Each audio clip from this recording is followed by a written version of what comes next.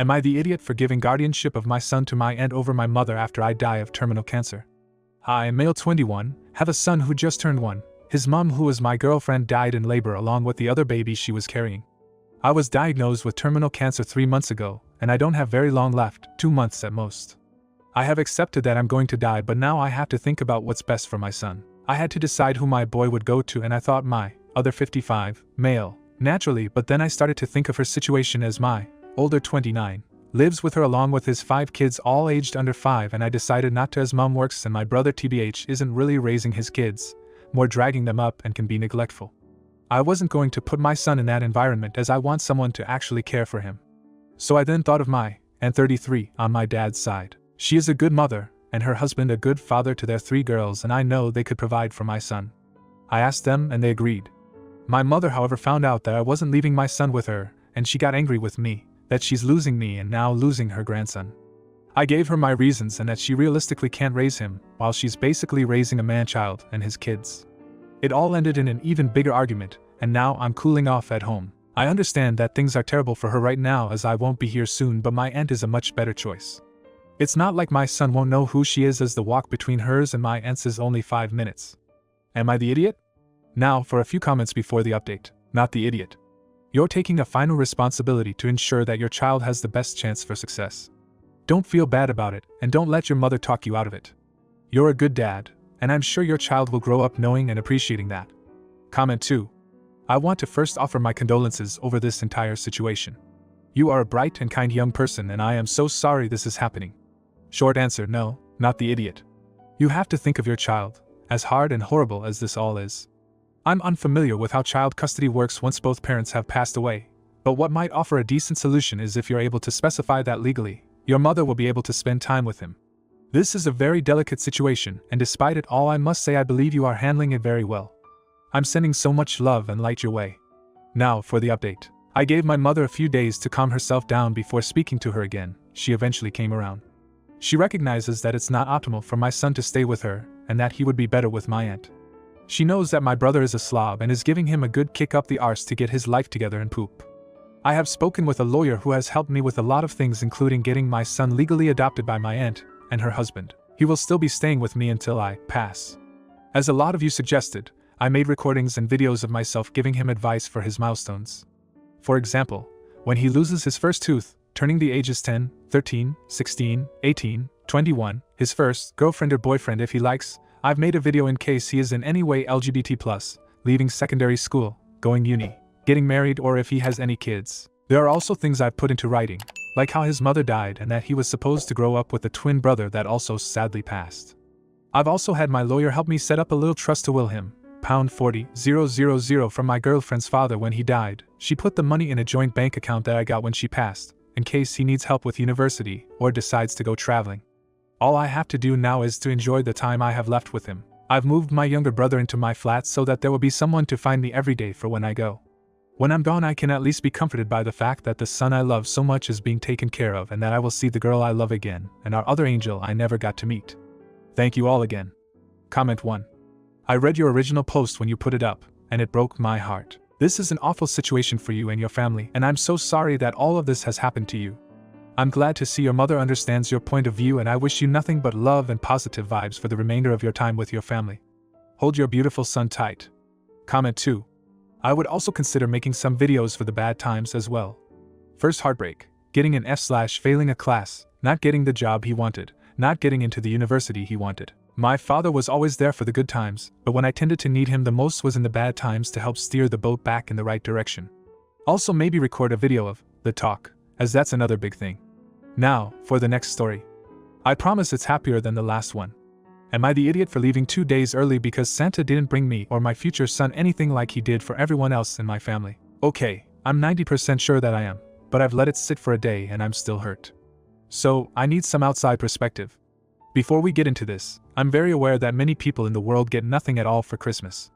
I actually spent weeks leading up to Christmas volunteering, virtually this year, for the Battered Women's Shelter and a foster care organization.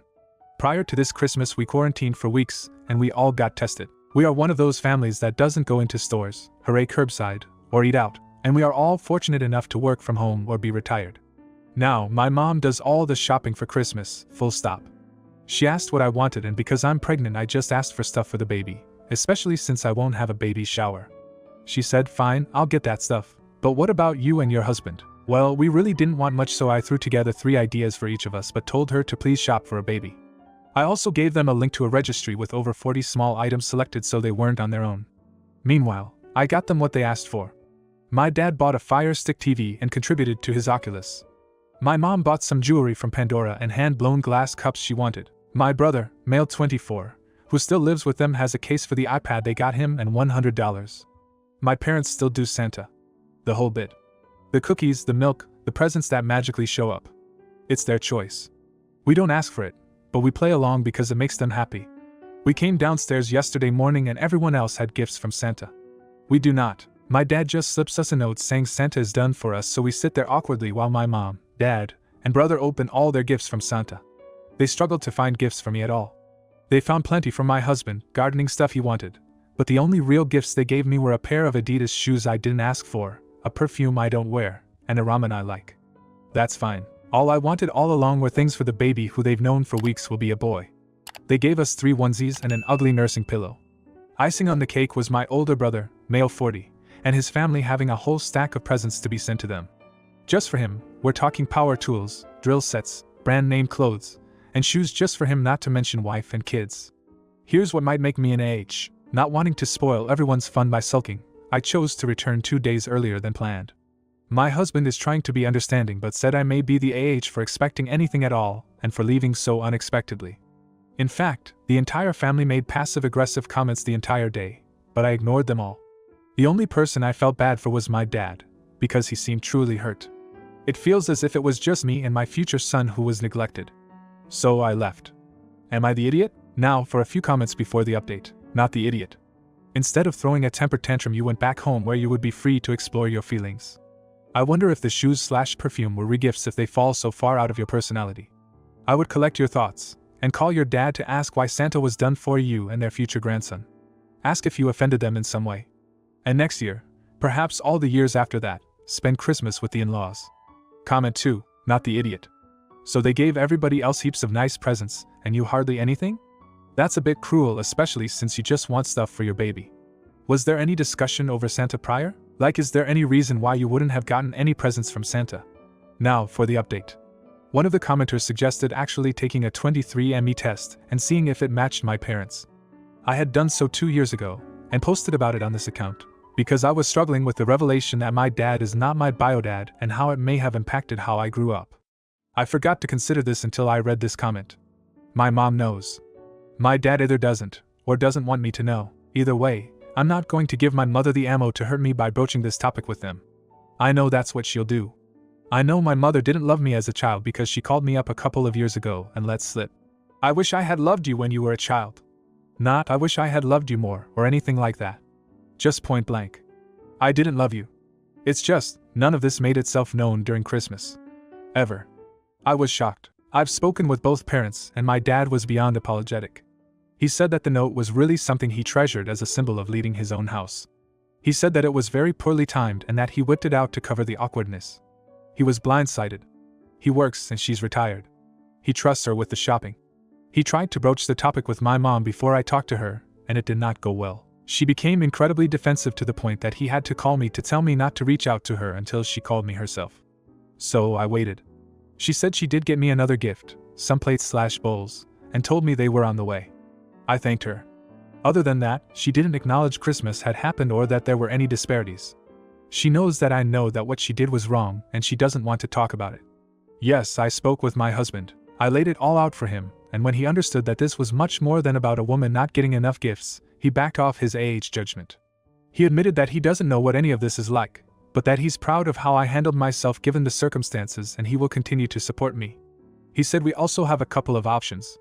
We can cut off my entire side of the family altogether, but it wouldn't be possible to just cut out my mom. I am not ready to cut ties with my dad. So we went with option 2. We set up ground rules.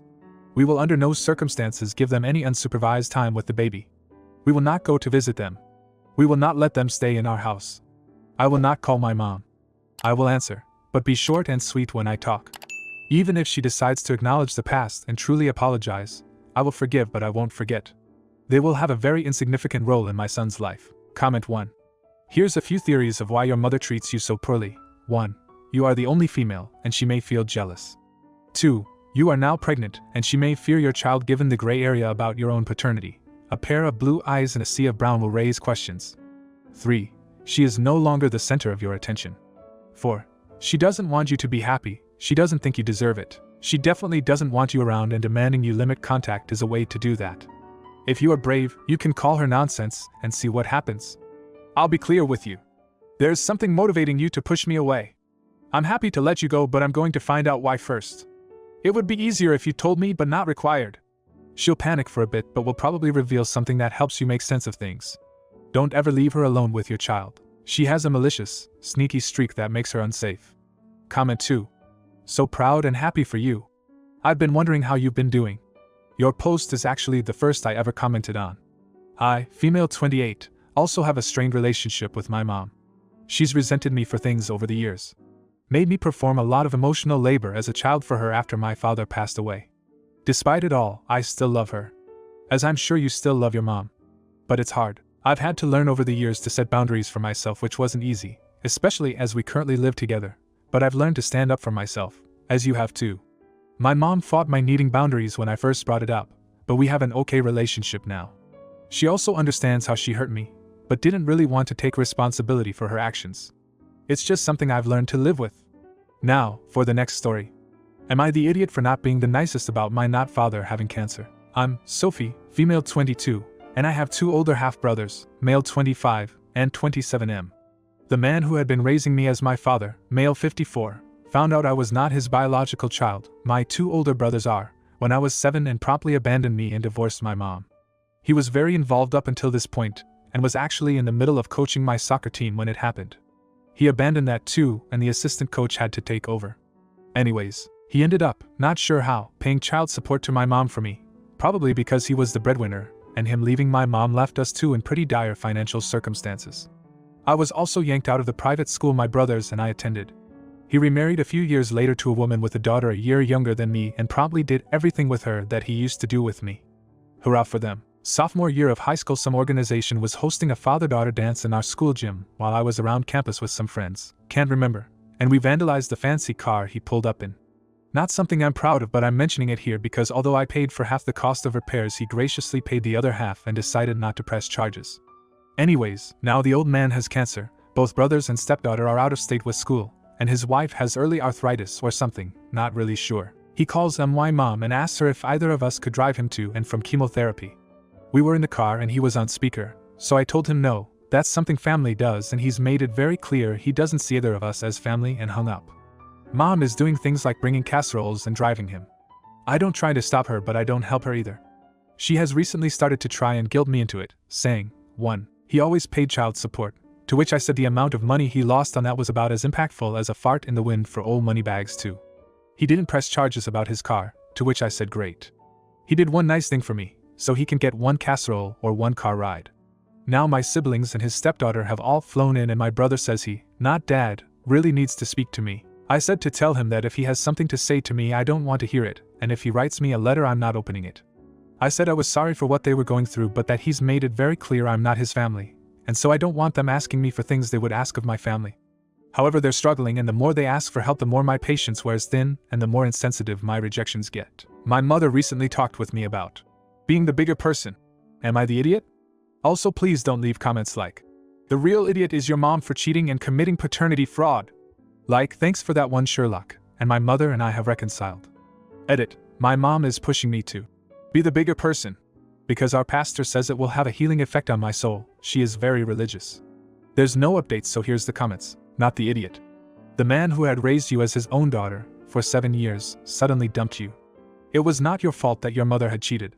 You loved him as your father. He ripped away your security, your family, your lifestyle, and I am sure a good chunk of your heart. That is not something that is easily forgiven. Maybe your mother is helping him because she still has some sort of sense of guilt.